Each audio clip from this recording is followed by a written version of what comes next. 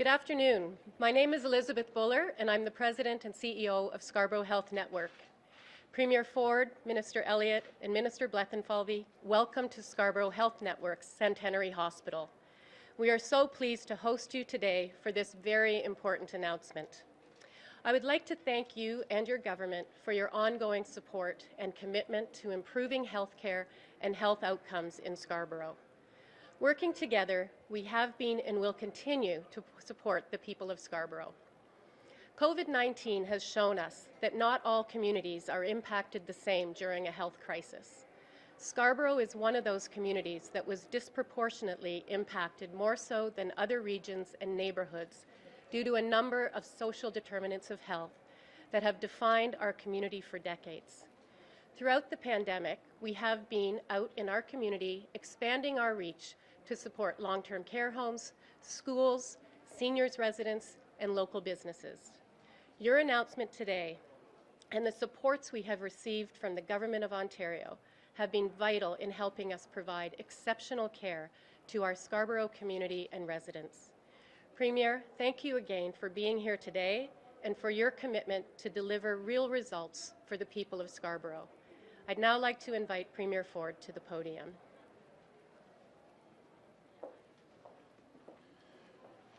Well, good afternoon, and thank you so much, Elizabeth, for that introduction. Folks, we recently marked the one-year anniversary since the start of this pandemic. And in that year, we've seen pressure put on our hospitals like never before. They've been at the center of this crisis since day one. Our frontline healthcare heroes have been caring for our sick and vulnerable with unwavering determination and compassion.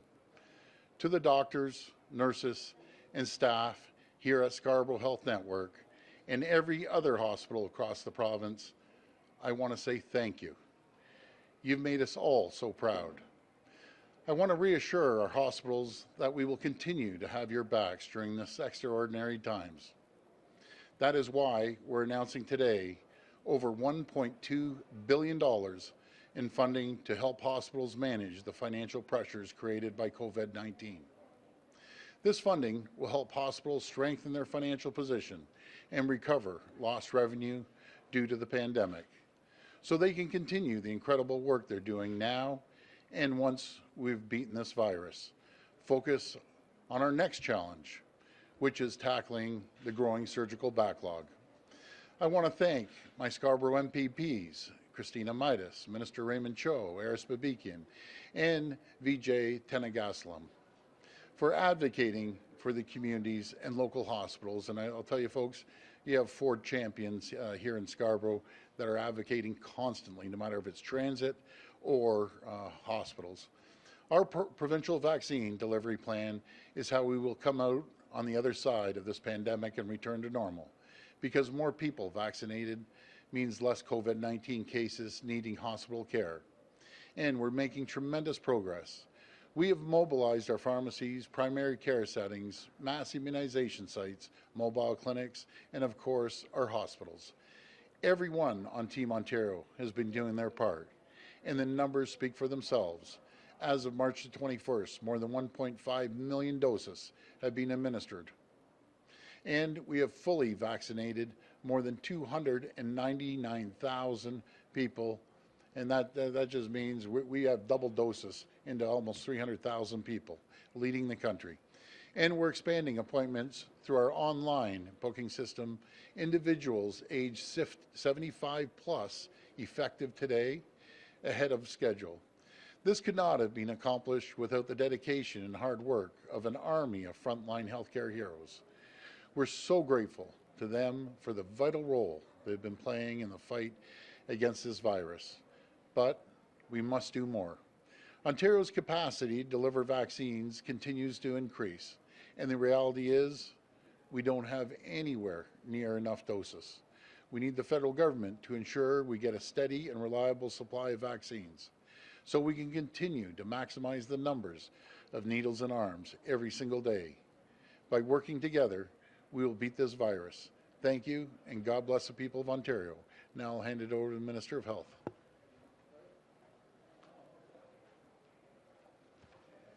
Thank you, Premier. Since the start of the pandemic, our hospitals have been on the front line of Ontario's pandemic response. Every day, our doctors, nurses, and staff face this deadly virus head-on, and we are so thankful for their heroic efforts to protect the health and well-being of Ontarians. Your efforts have been and continue to be extraordinary. That's why our government is using every tool at our disposal to support our hospitals and our frontline healthcare workers as they continue to respond to COVID-19. The Ontario government is providing over $1.2 billion in additional funding for Ontario's public hospitals to help them further address the financial pressures created and exacerbated by COVID-19. This includes $696.6 million in funding to help cover historic working fund deficits for eligible public hospitals to ensure that they remain financially stable during this critical time. Our focus for this funding will be on small and medium hospitals, as well as specialty and rehabilitation hospitals that are facing significant strains due to their unique situations and the patient population they serve. We also recognize that throughout the pandemic, all hospitals have been challenged by the loss of other forms of revenue, such as parking, co-payments for private rooms, and the reduction of retail services, all of which contribute to patient care and support clinical services. That is why we're investing up to $572.3 million to reimburse hospitals for a portion of these losses. Ontario's hospitals have faced extraordinary challenges, and our hospital workers have worked tirelessly to deliver exceptional care for patients and families across the province. Our work with Ontario's hospitals does not stop today, and we continue to work collaboratively to ensure patients can continue to rely on the high-quality care our hospitals provide. In the meantime, I want to emphasize that all Ontarians need to continue to follow public health measures to protect our frontline healthcare workers, preserve hospital capacity, keep our loved ones safe, and stop the spread of COVID-19. By following these measures, you can make a difference and help support our hospitals. Thank you. And now I would like to pass it over to our Finance Minister and Treasury Board President, Peter Bethlenfalvy.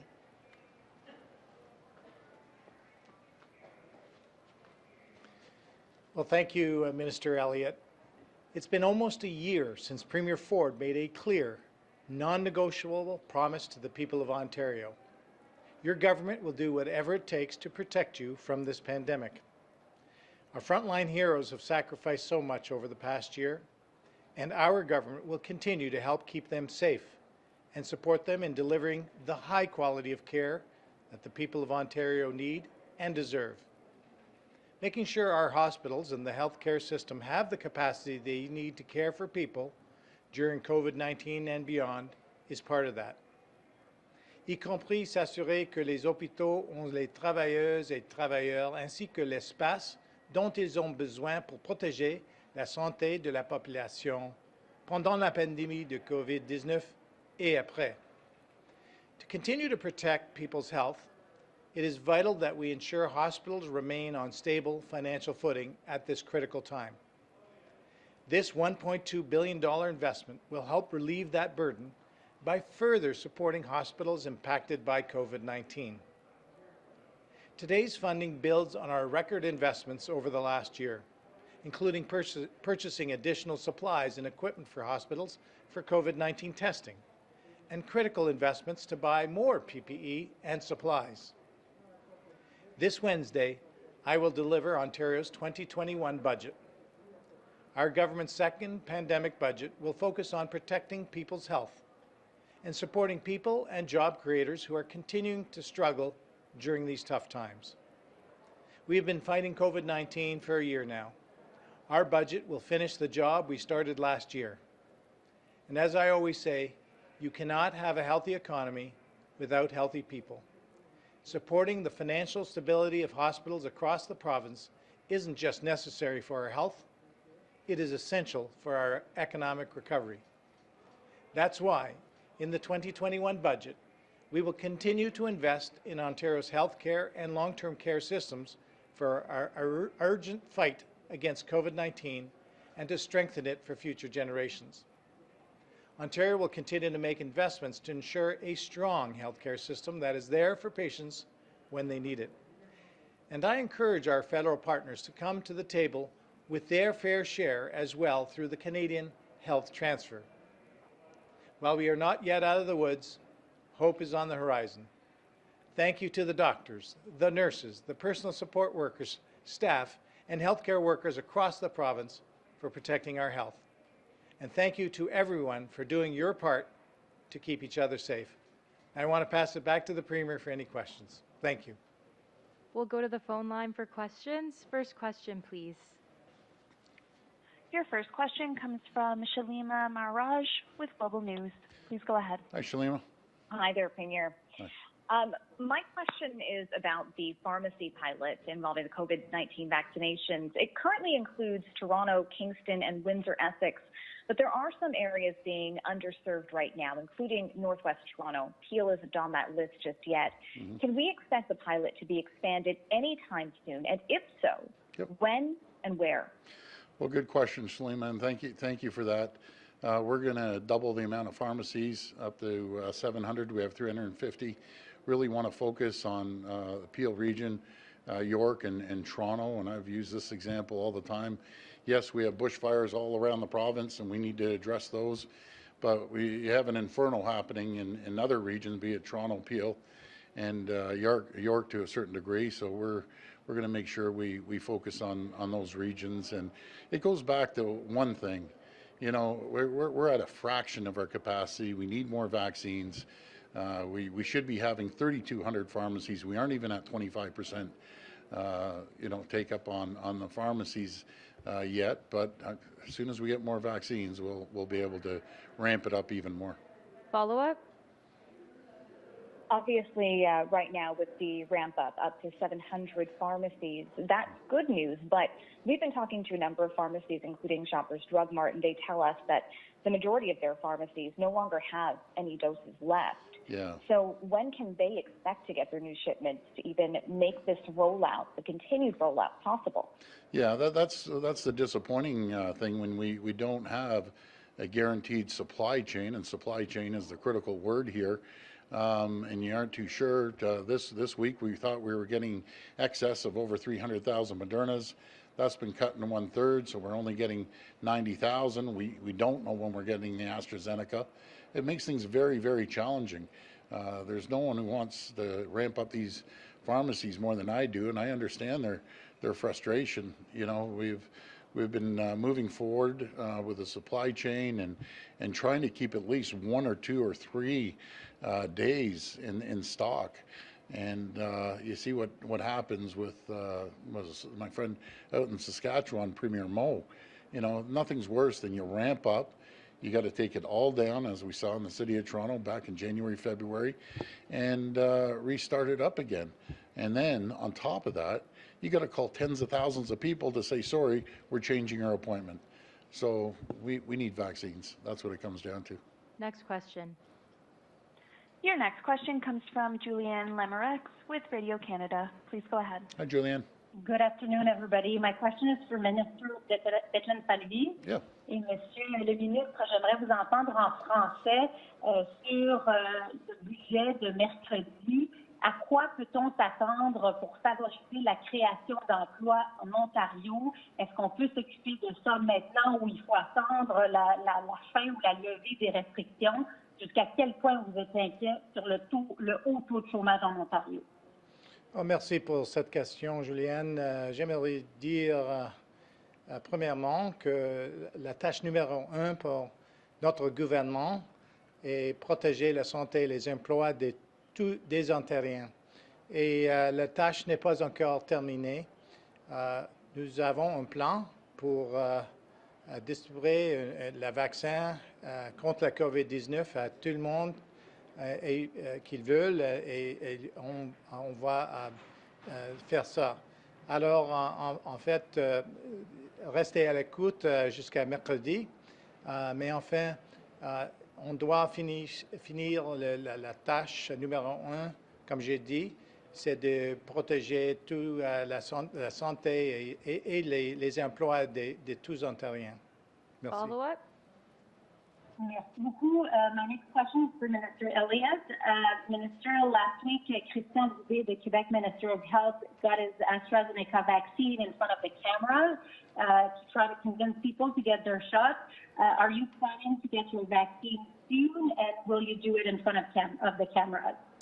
Well, it's unfortunate there still is a lot of vaccine hesitancy around AstraZeneca. It is safe, it works, it prevents hospitalizations, and it saves people's lives. And so, yes, I actually am planning to have to receive the AstraZeneca vaccine, and I will do it in front of a camera. If I can convince one other person to receive the AstraZeneca vaccine, and that helps protect them and their health and safety and that of their families, I'm more than happy to do that. Next question. Your next question comes from Colin DeMello with CTV News. Please go ahead. Hi, Colin. Hi, good afternoon, all. My question is to the Premier. Premier, the restrictions in Peel and Toronto seem to have created an underground barber and hairstyling economy. There's a lot of fly-by-night barbers cutting hair in their own homes or charging people to travel to their homes for a cut. Obviously, there are questions about contact tracing and healthcare protocols in these types of situations. Wouldn't it make more sense to reopen salons in Toronto and Peel to give people a safe place to cut their hair so they don't have to resort to this underground economy? Yeah, no, I something, Colin, before I pass over to the Minister of Health, I hear you. I hear the same thing. Look at me, I'd go to the dog clippers right now and pull up and get my hair clipped because I literally in the morning it looks like that. So I got more gel on here than you can shake a stick at. So once we get that open, I'll be first in line. But we got to be cautious always in the healthcare and area on the health side, I should say, in Toronto and Peel. And I just want to make sure everyone's vigilant. And yes, we have the toughest restrictions anywhere in North America right now, but we do have to be cautious. I'm going to listen to the direction of Dr. Williams and the health team, and I'll pass it over to the Minister. Thank you. Well, it's unfortunate that we have these underground operations going on because we're nearly there. This is a race against the clock to vaccinate as many people as possible and to prevent the variants of concern from growing exponentially. So what we're asking people to do is please be a bit more patient. Please continue to follow the public health measures. Personal services like hair salons are more dangerous because people are in closer contact, and that reduces the risk, increases the risk of transmission. We want to make sure that we reduce that risk, and so we are asking people to please be patient. Another few weeks, you will be able to get your hair cut, and I've been waiting for that for a long time myself, but this is something that's so important for everyone's health and safety, and we want to make sure that hopefully within the near future we will be able to move both Toronto and Peel into a lower level, perhaps into red, but it all depends on everyone to continue please following those public health measures. They're just so important in reducing transmission. Follow-up?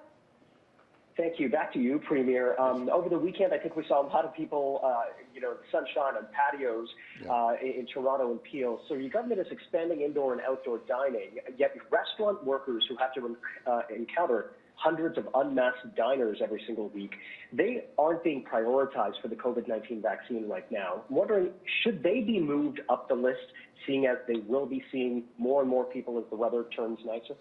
Yeah, I understand the situation they're in, but something, we got to be super, super cautious. But for mental health, I'll tell you, we needed that. People needed to get outside and get some fresh air and be super, super cautious. But in answering your question, Colin, we're going to continue focusing on the most vulnerable. Most vulnerable was 80 plus. We ended up getting 50% of 80 plus done. We moved it to 75. And I want to be clear to everyone, just until they understand, because I had a call on the weekend. Someone was a little confused. So 75 plus can book through a mass vaccination center. 60 upwards to any age can go to the pharmacies. So that's what we're going to continue focusing on. And then once we, as I said on Friday, once we get the vaccines, we're geared up. We give us 4 or 5 days, we'd be geared up to 9 million vaccines, and we wouldn't have to worry about that. We'd pretty well clean up the vast majority, not all, but the vast majority of the people, at least with their first first shot. Next question. Your next question comes from Rob Ferguson with the Toronto Star.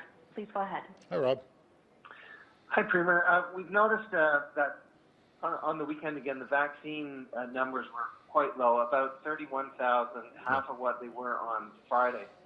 What can you do to get those vaccination numbers up on the weekend? Are people not booking appointments for the weekend? It seems like every delay is a problem, and we keep having this, as we had with low testing on weekends a year ago. Yeah, I'll just go to root cause. It's the vaccines and understanding the supply chain. The last thing they want to do is ramp it up, and when they literally, some of them have 1, 2, maybe 3 days of supply, and then all of a sudden it disturbs the supply chain, and they end up calling back tens of thousands of people because they've run out of vaccines. That would be just terrible if that ever happened. So we're making sure the process flow continues, that we keep these vaccination centers open, and that's really the reason they did about 31,000 on Sunday. We're back up at it. We hear good news that we're going to get some Pfizer today, which is great. We're going to get another 90,000 Modernas, which is great. But again, once we see consistency in the vaccination centers, I hear it all over the province, they don't have confidence in when we're getting the vaccines, how much we're getting, until they can properly plan. Nothing is worse than bringing, literally over 100 people, organizers, that includes nurses, PSWs, docs, anyone that can put a needle in the arm. They get all set, and then all of a sudden, bang, sorry guys, we don't need you today, we've run out of vaccines. And then the work begins to rebook. The challenge is rebooking tens of thousands of appointments. And exactly what happened out, as I mentioned earlier, at Saskatchewan. They had to call back 27,000 people. And we have in excess, they told me this morning actually, Rob, that already by noontime, 75 plus, they've booked 90,000 appointments, and I think 8,600 by phone. So they're doing a spectacular job, and I want to thank all the operators out there. And so as of this morning, before that new number, it was about 250,000 booked. So we're probably in excess right now of over 300,000, and the number's constantly moving. But I hear you. I wish we could be pumping it up to 100, 150,000 a day, and not worry about the supply coming in. Follow-up? One thing I don't understand about that is I thought all these vaccinations were by appointment. So can't this be managed from the appointment side rather than from the supply side, if you see what I'm getting at there? If you know what the appointments are, why is there a problem? Well, it's a good question, but you can't make appointments without knowing your supply. So last week, earlier in the week, we thought we were getting over 300,000 Modernas. Just imagine if we book people to get the Moderna, and all of a sudden, surprise, surprise, it's not 300,000. You're only getting 1/3. You're getting 90,000. That's a lot of burden to be calling over 200,000 people if we booked it up to that point. They want consistency. They want a consistent flow. There's one thing I understand is supply chain, and you need that in process flow. So process flow has to continue. And in saying all that, Liz here does an incredible job, her CEO, but I want to give a shout out to some of the people. The guru of vaccinations is Gwen. Thank you, Gwen, for all the work you're doing. I hear you're the real champion, so thank you, and it's greatly appreciated. But if I mentioned to Gwen, for example, and sorry to call you out, Gwen, but you're standing there. If I told Gwen, by the way, get ramped up, get your whole team ready for 3,000, and Gwen eats up all the vaccines, and now she's responsible to telling everyone shut the whole system down and bring it back up. It's a logistical nightmare. We just need more vaccines. Bottom line, simple as that. Last question. Your final question comes from Len Gillis with Sudbury.com. Please go ahead. Hi, Len. Thank you so much, Premier. How you doing? Given that Sudbury has been in the gray lockdown zone for more than a week now, the case count is getting higher. We have 3 outbreaks at the hospital at Health Sciences North, and the medical officer of health here in Sudbury said we are indeed in the 3rd wave. Yeah. Thunder Bay is also in rough shape. Premier, would any consideration be given to providing more vaccine product to this part of Northern Ontario and perhaps Thunder Bay as a means of mitigating the situation? Yeah, great question. And yes, we're the, again, I hate to use these analogies, but where the fire is, that's where we have to put the hoses on, right? If there's outbreaks in certain areas, I think it's important that we reallocate all resources to areas that we see outbreaks. And that's no different than Toronto. Certain parts of Toronto are really in hot spots. So we focus in those areas and along with Peel. But we really want to ramp it up to any region that we see a real big outbreak there. And not just that, we also have to do a lot of testing as well in those areas. Follow up?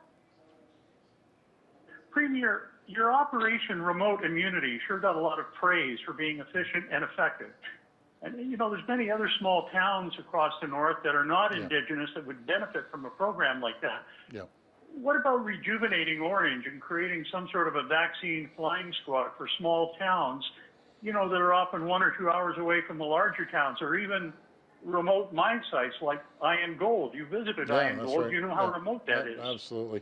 You know, that's an excellent question. And by the way, you know, I appreciate you saying our plan, but yeah, it was our plan. But the people that are absolute champions is Orange. They went in there, they made it seamless, and I think that's a pretty good idea. It all depends on the amount of people that are up there, and you know, get up there and try to vaccinate as many people as possible. But what I can assure the people of the far north, we aren't going to forget about you. We're going to make sure we have vaccines for you as soon as possible. But I really like that idea. So we'll have to map it out. I'm sure they've already mapped it out, to be very frank with you. Thanks, everyone. Okay, thanks everyone. And I want to again thank all the great people here in Scarborough. You're absolute champions, all the frontline healthcare heroes. Thank you.